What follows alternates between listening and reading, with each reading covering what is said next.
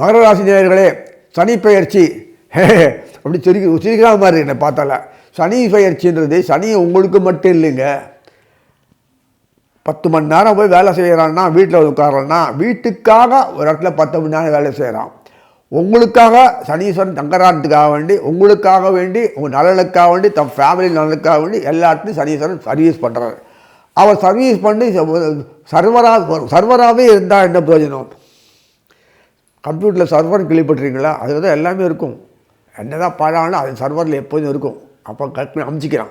சர்வராகவே இருந்தான்னா அவனை நீ பயன்படுத்தி பகலக்காயாக பயன்படுத்தி தனக்கு வேண்டிய துரியோதன கும்பல் பகலக்காயை பயன்படுத்தி தனக்கு வேண்டியது பண்ணினாங்களே, என்ன வேணால் பண்ணாங்கல்ல, பொய்க்காயை உருட்டி.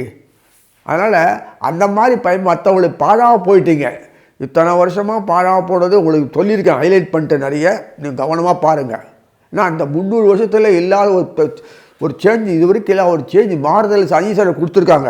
சனீஸ்வரனை தூக்கி கொண்டு பத்திரமா வச்சு ப்ரொடெக்ட் பண்ணி அதுக்கு உண்டானலாம் கொடுத்து தூக்கினால்தான் எல்லாருக்கும் அனுகூலம் வரும்.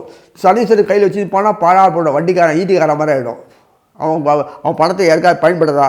அவன் பணத்தை பண்ண இருக்க சொத்தெல்லாம் காணாமல் போடுறதா இல்லையா?